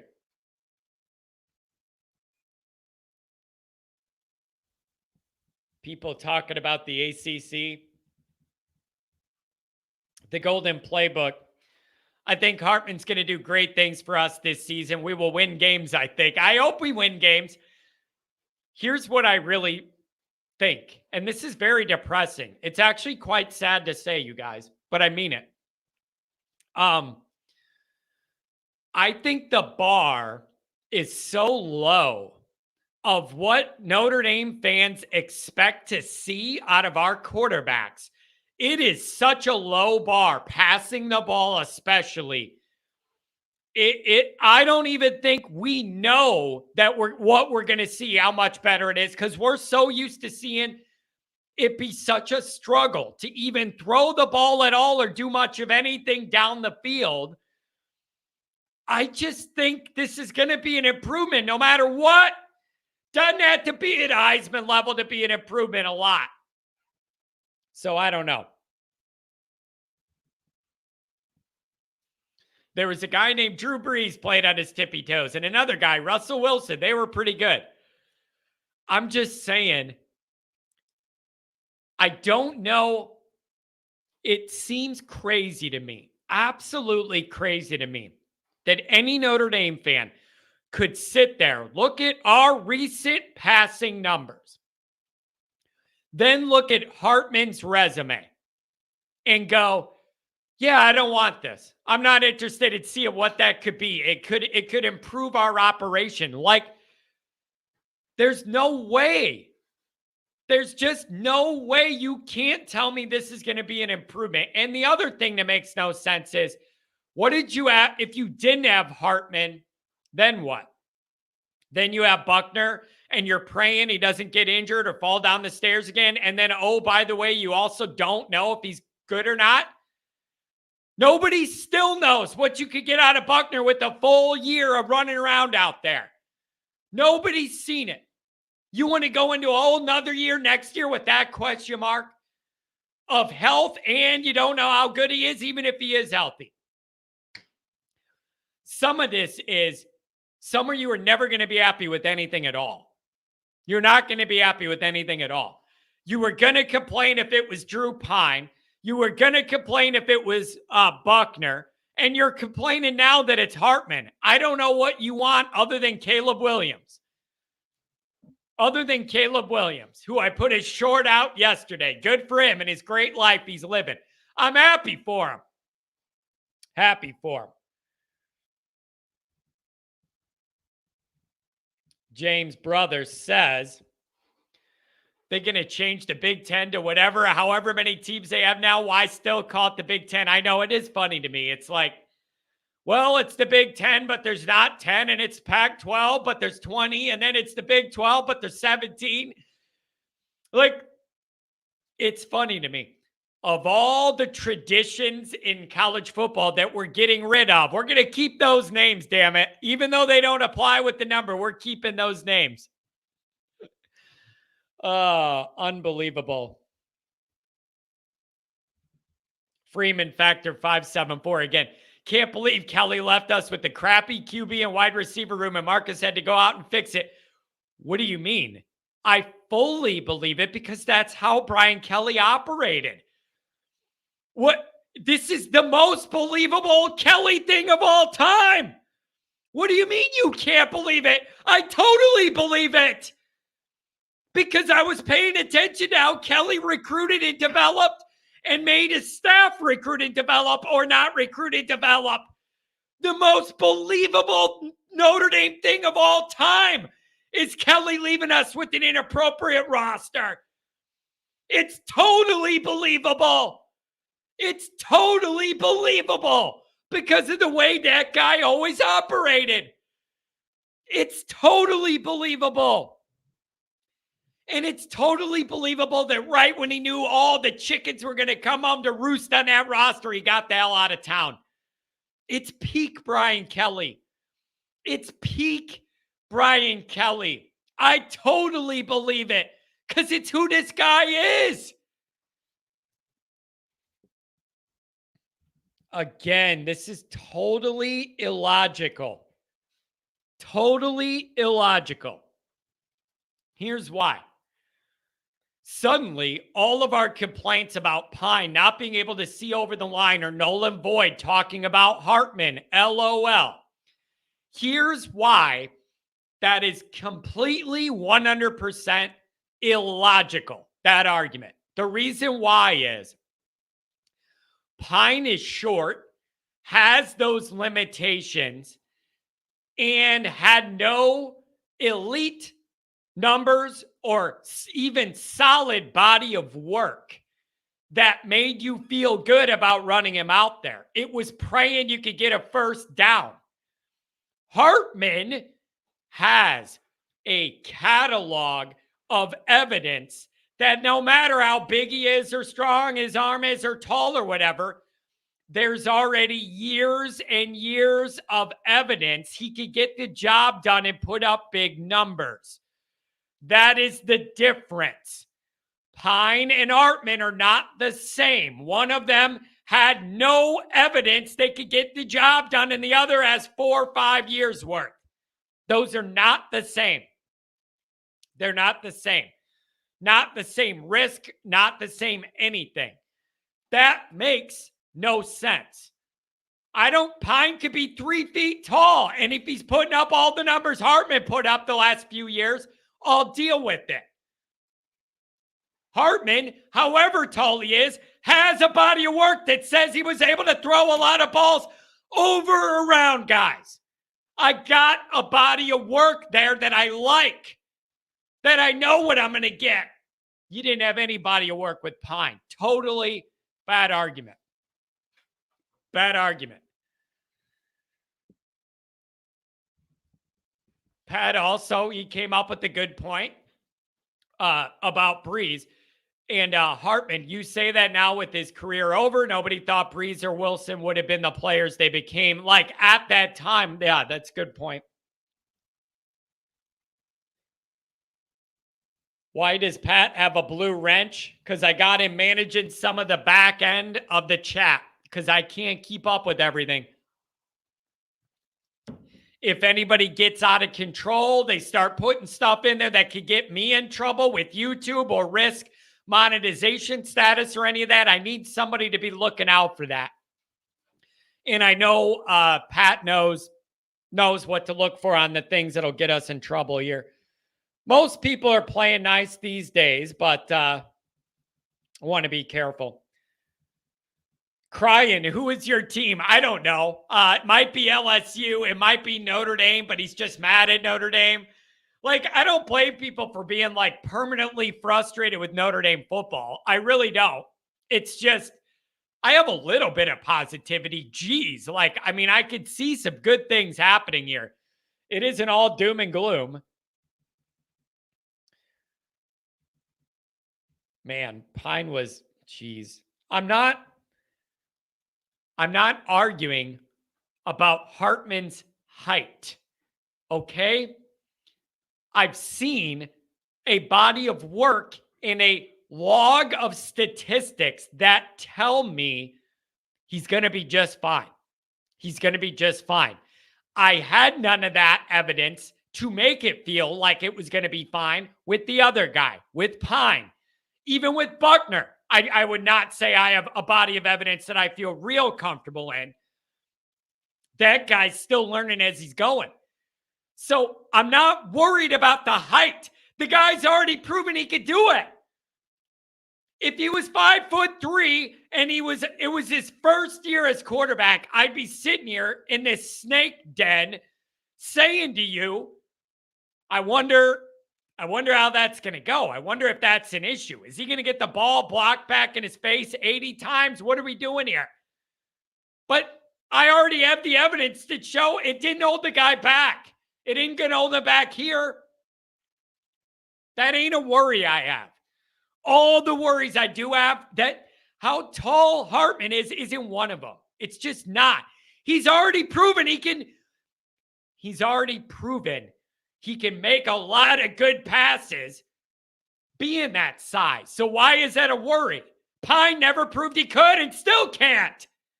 Big difference. Evidence versus no evidence. It's just that simple to me. It's that simple to me. Back Bay 22. Swarbrick's commitment to the program is the main issue. It all stems from having an AD in your corner.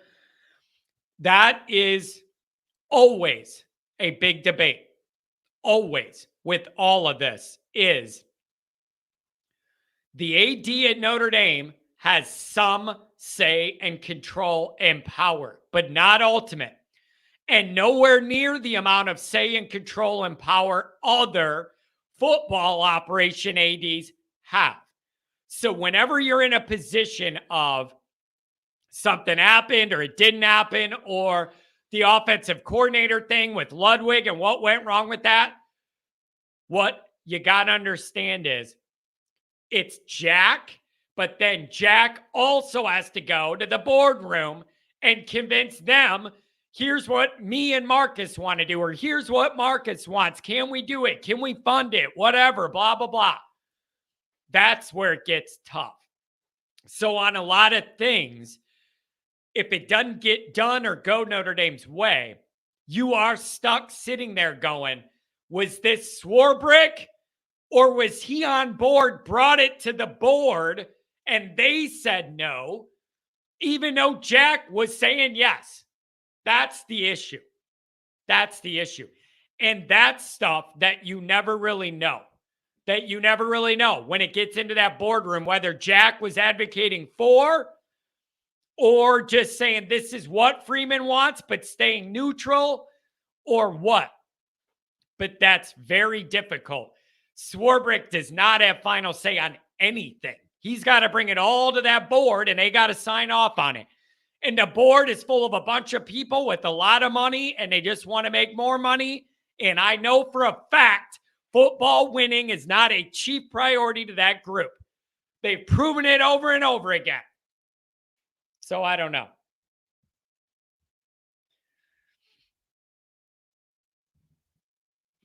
Holy crap, John. Are you an ND fan or a Marcus Freeman fan? What is with this? What? I like the way the guy carries himself personally. I really like his work ethic. I need him to win more games this next year. I don't understand what is so outrageous about me saying that. Like, what offends you so much that I've said? Freeman works at this a lot harder than Kelly did. Man hours. Literal man hours of work. Freeman does more of it than the last guy. I find his personality to be one that people are drawn to and want to succeed. At the same time, he's got to win more games next year. You got to beat USC next year. You can't have a Marshall and a Stanford next year. Like, I don't understand what you want me to say. I'm not saying, wow, Kelly's a good-looking guy and I like his vibe. He could just go 7-5 for 5 years, and I think that's great. Never, ever have I ever said or suggested anything like that. Anything.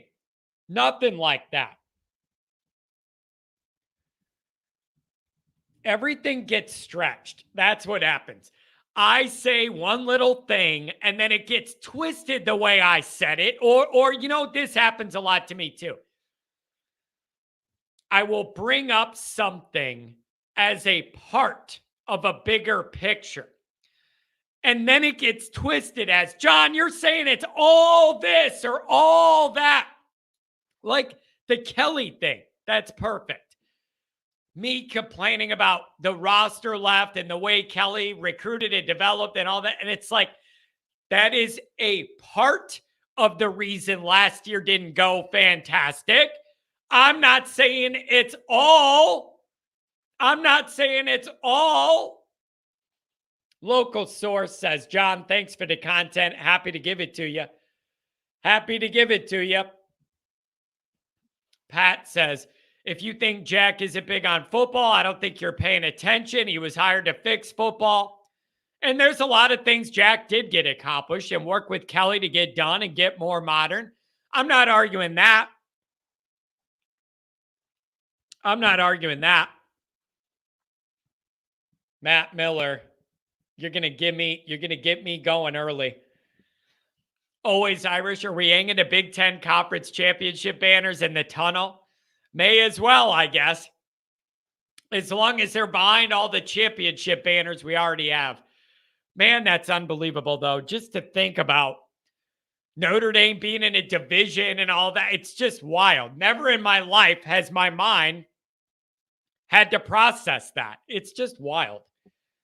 Oh, man. Yeah, Newt Rockney says, Jack did a wonderful job hiring the dude from Utah. Excellent job, Jack. Yeah, there's a lot there. And I think a lot of it has to do with the group. Here's what I'll say about this. As I've acquired more information on that dynamic over the last couple months, There's a lot of people involved in that decision, and a lot of them are above Jack. And it's hard to get stuff done at Notre Dame for football. Just is. Let's just say that. It is. Huffer Billy Paw. It'll be fun to watch ND take over the Big Ten. OSU and Michigan, man, will lose their minds. You know who else is going to lose their minds? Probably me. Probably me. Can you imagine if we played Michigan most years? Can you imagine that dynamic? The way I feel about them as it sits now, they're not on the schedule for another 10 years. I believe the next time they are, we go to the Big House, and I believe 33. Man, you get in there and you got all those matchups that I already like and are historical Notre Dame. Get Michigan State back on there, Penn State back on there. Get Purdue in there. I think we got them next year, actually. Am I wrong? A lot of those rivalries. But Michigan every year would be wild. Imagine, woo, baby. I don't know about that.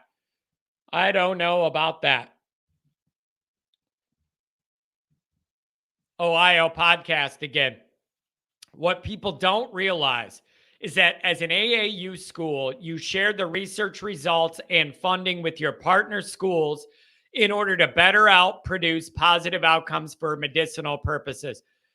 That's, I think, the answer I was looking for. I knew it was an academic affiliation research thing. Oh, thank you for this, Ohio Pod. That explains very explicitly exactly what this is, why you would want to be in that circle and all that. And I got to be honest with you.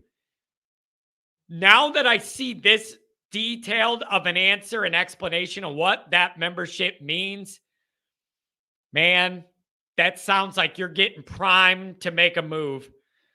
And I know I'm a worrier, but that just sounds like you were lining yourself right up there to join. Wow. Or maybe Notre Dame just wants to do it to share some of their medical research and further the world's cause. I don't know. But that's a little nervous. That's a little nervous for me. Look at this $5 holler from Adam Dowling. Per ESPN, Michigan schedule is as tough as ND's.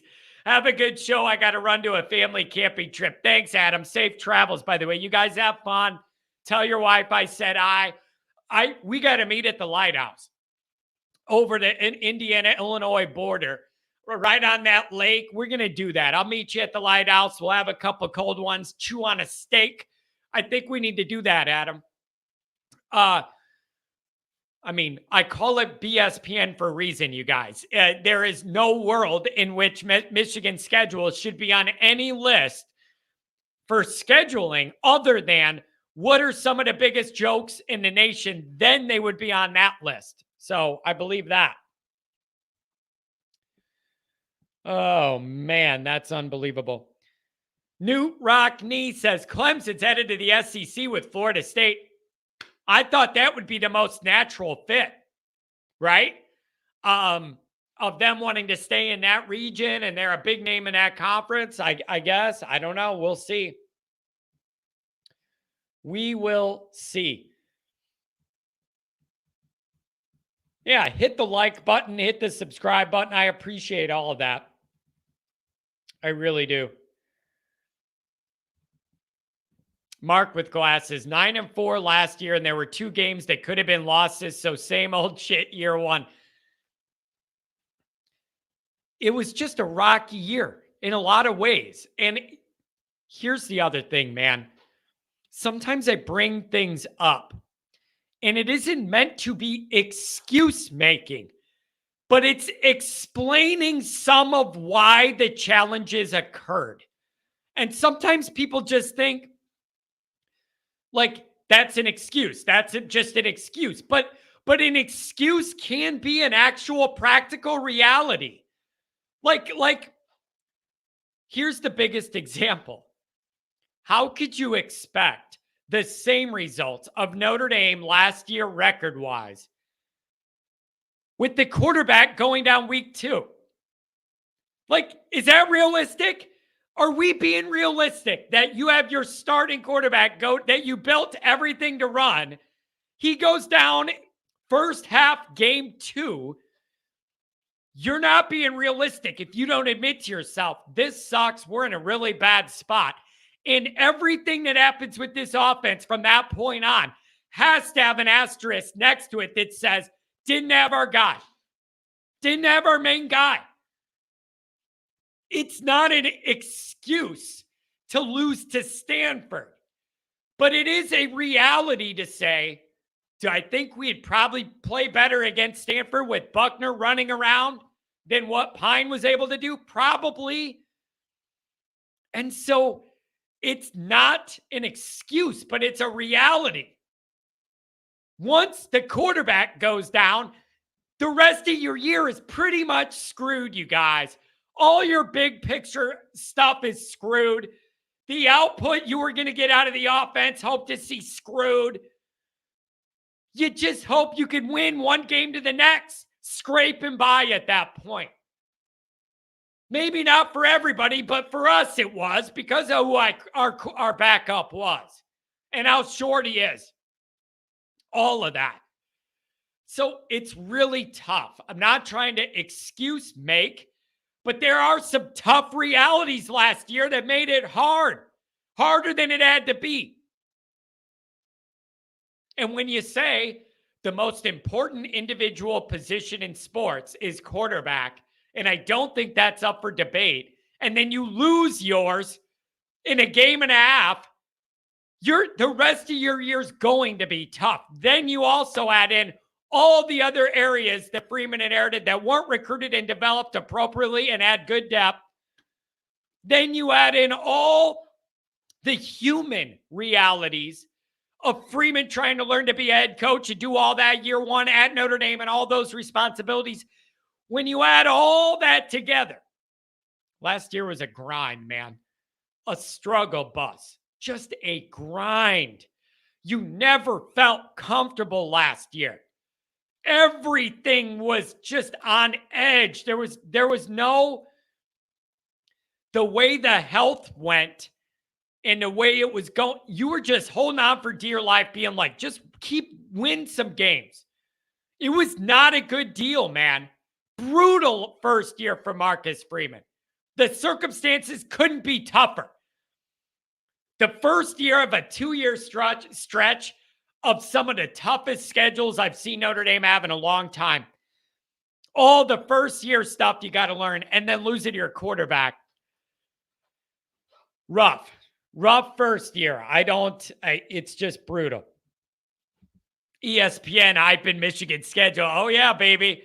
And you'll get Desmond up there saying that they play a tough grind week to week. Oh, man. Johnny, you've got the Big Ten vibes, bro. I do not want Big Ten vibes, bro. I want to beat the Big Ten. I don't want Big Ten vibes, bro. I don't even know what they would be. What are Big Ten vibes? At least if you said, John, you have USC vibes, then I know I could go hang 10, dude. Surfs up. Pisses me off. That is the fakest fan base in America is USC. It's unbelievable. Surfboarding, hanging out in LA, going to Hollywood, whatever it is they do out there. And it's just, and then football, if it suddenly gets good, they act like they're invested for a little bit. People show up and start acting like they care. It's unbelievable how fake that fan base is. It is fair weather to the nth degree, and I do not respect that at all. Zero. I don't respect that. I don't respect it. Oh, man. Les Austin Jr. Les, I'm going to give you some more. Thanks for being here. Hey, John, good show. And Michigan will have high ratings on any network. They certainly will. Yeah, Michigan's a big draw. There's Walmart Wolverines everywhere. That literally working there, whatever. There's Walmart Wolverines everywhere. And they're probably all on that website, People of Walmart. You know that website, People of Walmart? People take the pictures of all the wild stuff they see and all the wild people there. I bet you'll see all of them. Brothers and sisters, and then the kids that the brothers and sisters have together. And then they're all there. But the Walmart Wolverine thing's a real deal. They have their Subway alumni. It's not classy. It's called the Walmart Wolverine. That's what it is. That's their version of our Subway alumni is the Walmart Wolverine. That's what it is. They got a big following, but you're going to say they have high ratings on any network. You got to find the network. You got to stream that game one. I hope that little thing is going around loading, and they're not able to watch it. They're mad. They're on delay. All the stuff I was mad about, I want them to be mad too.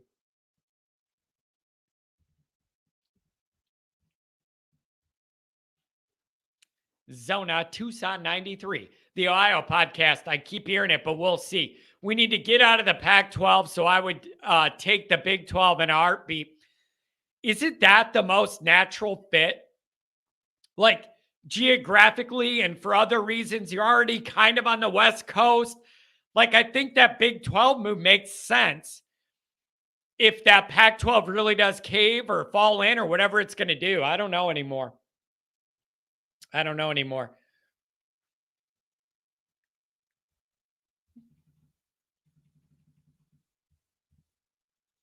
Drunk says Johnny wants ND to be in the Indiana Civil War with the Hoosiers and Purdue.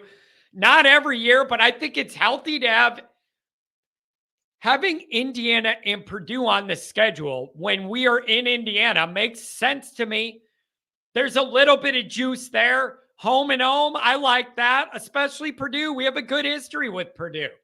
We really do. I think they're on the schedule next year.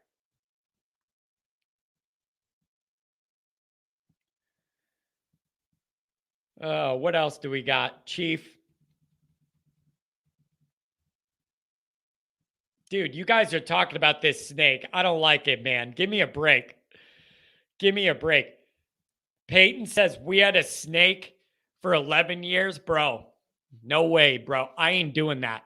I am not doing that. I had these kids in grade school growing up with, like one of the brothers was in my grade, one was in my brother's grade.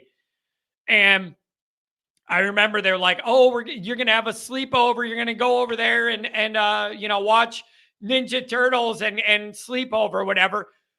I went in there. The bro's room, it was like the Amazon rainforest. He had one of them tanks for the lizards, and it smells all lizardy, like lizard poop. He had another tank, and there's an anaconda over here. Hey, swimming around, looking around. No, he's got a lizard on this one that looks like it's a dinosaur. I'm not here for that. How in the hell do you honestly expect me to sleep and close my eyes in a room with all these Amazon creatures that are made to eat stuff? No way. I called my mom. I said, I'm telling them I'm sick. Get me the hell out of this zoo. And then on the way home, I told her I couldn't close an eye. I would never get a wink of sleep in knowing there's a snake in the room. No way. Not in a million years. I called my mom. I said, I'm sick. You got to pick me up. She said, oh, John, what's wrong? It's like the Anaconda movie in this guy's room. Get me out of here. No way. Not happening. I don't mess with snakes. You can't trust them. Nothing with legs is trustworthy. You don't know how far you got to be away to be safe. I don't like that. That's why I don't trust fish and sharks either. Oh, there's a pretty thing, and then you're dead. You just don't know. When something doesn't have legs, you have no way to know how safe of a distance you got to be from it. Trust me on this. The legs are key. Even if it's something fast, like a grizzly bear, whatever, that can run fast when they get up to speed. I know, all right, they have legs. This is a bad situation. They're fast, but at least I know how they move with the legs. It's all about the legs. Sorry, I mean it. John, if you want to get rid of the snake, get yourself a mongoose. I did read when I Googled how do you get rid of a snake, they said get a mongoose. Then I'm going to have a mongoose nipping at me. I don't even know. I don't have that many snakes, I hope. Oh, man. T-Rex, Kelly inherited literal poop. No comparison. Well, there is a comparison. But yeah, Kelly inherited a worse situation. That does not mean, this is what I mean when people say, you say one little thing and it gets blown into a full thing. Kelly inherited a much, much worse situation than Freeman did. However, that doesn't mean Kelly left Freeman in a really good spot, because he didn't. It's better than the one Kelly had, but it wasn't great. You didn't hand Marcus a full deck or anything near it. However, it still started in a lot better place than Kelly did. And it isn't even about the team alone at that point. It's about infrastructure, facilities, the training table, like a lot of back end stuff. Kelly really had to fight to get done. And so, yeah, not the same thing. We can all acknowledge Kelly inherited a much worse problem, but it can also be true Kelly did not hand Freeman near a full deck. Both of those can be acknowledged and true at the exact same time without being contradictory at all. And I will stand by that.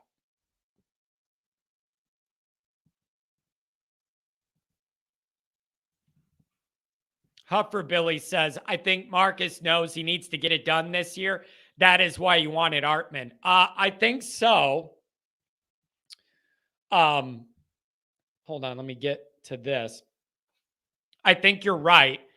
And I think it's more so about risk. It's more so about risk. And Freeman, I heard Freeman wanted to look into a portal quarterback last year. And then it was like, no, we're not going to do that. We don't need that. We're just going to run with Buckner, and this is going to be his year. And it burned us. It burned us. Thought about doing it last year, didn't do it, and it burned us. We cannot be in that position again. And so Freeman was saying, the way we're sitting right now, we're in the exact position of risk exposure we were in last year. I can't do it. That's what made him look into the portal. Then you got Hartman. Then you felt like a 1-2 of Hartman Buckner that is about as solid as Notre Dame's going to get right now. And then Buckner left. So now you're in a similar position where if the first guy goes down, you're in a rough spot. But at least the first guy, if he's healthy, you know you're going to get some good numbers out of. But you're still in that risk of, if your main guy goes down, it's uh-oh. It's just the main guy's at a higher level of proven ability. So I don't know.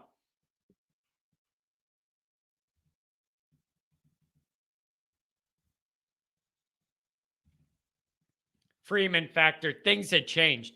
Hartman looked light years better in the spring game than anything we've seen in a decade. It's hard for me to not say that's right. Like, John, it's just the spring game. It's not a big, whatever, mixed teams. You can't judge all that. Listen, I saw a guy in Hartman in the spring game that just knew how to run an offense. And he looked comfortable running an offense. He didn't look panicked. He looked like he knew the timing. He looked like he knew who was open. He looked like he knew where the bailout was. He knew how much time he had in the pocket. He knew where to deliver passes. Like, those are baseline good quarterback traits of any school that's anything. And I don't feel like Notre Dame's had that in like years and years and years and years. Not Heisman winning circus stuff, just a guy who can calmly observe what's going on, read the field, know his blocking, know what the defense doing, and make good plays and passes. I don't get Notre Dame just hasn't had even that level of baseline efficiency. Everything looks like a panic back there with Notre Dame quarterbacks. I don't like that. Everything recently looks like a panic.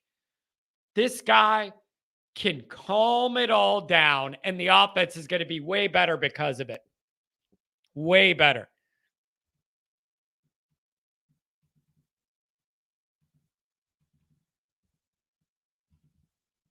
It's Mitch. Good to see you, Mitch.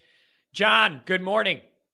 What home games are you planning on attending this year? I'll be going to my first ever one against Tennessee State. Freaking pumped. Good thing is, you should have great weather for that. So if you're going to your first game, that's a good one to go to as far as the weather. It'll be nice. We're going to do the Always Irish tailgate for Central Michigan. Other than that, I may or may not be in town. It still depends on if I can find a place to do my show and not lose all the YouTube action and revenue and all that being in town. So I'm still working on that. And I have some ideas for some away game stuff that have come up. Of maybe some things we could do for that on location for away games. I got stuff I'm working on. For right now, Central Michigan is it. I don't want to commit to Ohio State or USC weeks without knowing I have a way to do my show and be able to get some numbers. So that's the issue. Nick Dean, if we go 12-0 and win a natty, then next year join the Big Ten, win another natty. Marcus Freeman, mic drop. Marcus Freeman for president. Marcus Freeman for statue at that point. That would be a great way to end independence. Win it as a title, prove you could do it that way, then go do something else. That's the ultimate, Nick. Nick Dean, that's a good dream. I like it. I like it a lot.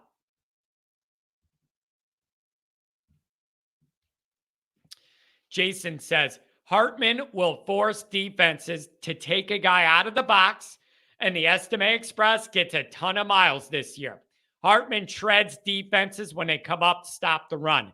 Again, these are the little things I'm talking about, you guys, that all matter. Think about it. Our offense recently has been stop the run, cover the tight end, and you shut down Notre Dame's offense. This ain't going to be that. This isn't going to be that. If teams sell out to stop the run, they're going to get burned. Teams are going to have to play Notre Dame honest this year. For the first time in a long time, teams are not going to be able to cheat on Notre Dame. You're going to have to play us straight up. All right? Straight up. That gives us a lot of opportunities. Haven't even existed in recent years because we never even got there. You sell out to stop the run. You double that tight end. You shade a guy over to the tight end. You beat Notre Dame's offense. It used to be that simple. It ain't going to be that anymore. There's going to be opportunities. And you know the other thing? This was true with Book, probably Pine too. There's going to be the ability for Hartman to take some chances. Throw some balls, like take some chances. Because he's going to have matchups he likes that we haven't gotten before. And or he has the arm to be able to take some chances. I just think you're going to see a whole different version of this Notre Dame offense. And it's going to look a lot different than we've had recently. A lot. So I don't know. It's going to be interesting though.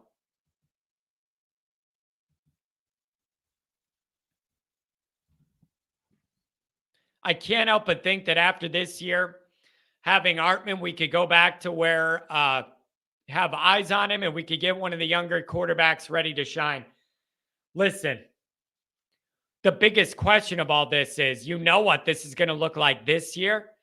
What's it going to look like in 24? I don't know.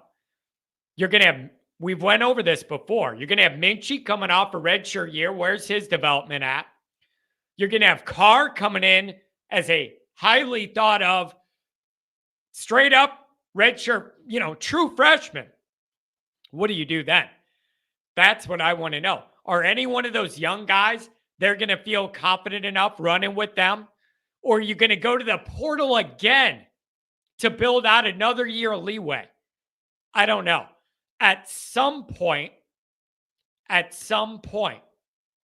think Notre Dame needs to, for stability reasons, hitch their wagon to one of the young guys, believe in him, roll with them for a few years, let that guy develop with all the other younger talent. And then after a couple years, you have a monster and they've all played together and they're all of a certain caliber. I'm interested in that. I am interested in that. Somebody said Kelly's too short to be a good head coach. I like that. Getting after the height thing there. Oh man. Big Ten is an easy conference. Facts. So is the ACC. I'm sorry. The ACC has been a joke the last couple years. Bro, there just hasn't been a lot of elite teams out of that ACC. Even, I don't know, maybe it's getting a little better, but it looked like a lot of those schedules, it was made for just Clemson to run through it. Maybe it's trending back up. But man, it's just been rough.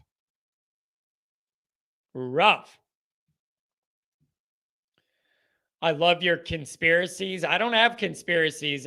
I have information. Big difference. Let's see what else we got. All right, here's what we're going to do. We made it to the end of the show.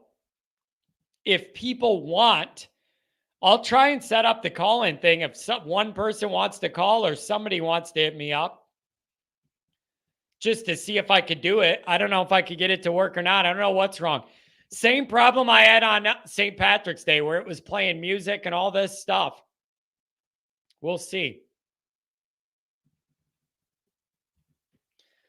Andrew Gilmore says the Pac-12 is arguably the second best conference this year. All 12 teams have a starting QB that came from the portal. Is that for real? All teams have a starter that came from the portal? Isn't that wild? That's wild. All right, you know what? Never mind. This line's all messed up. I'm not going to do it. I'll test this all when we get done. I'm not going to make you guys sit through it. I'm going to have to test something. Something's up with the line. It ain't going to work again. I'm going to have to turn all this off and reboot it and do this stuff. It ain't going to work. So forget it. We'll be back tomorrow for that. All right, folks.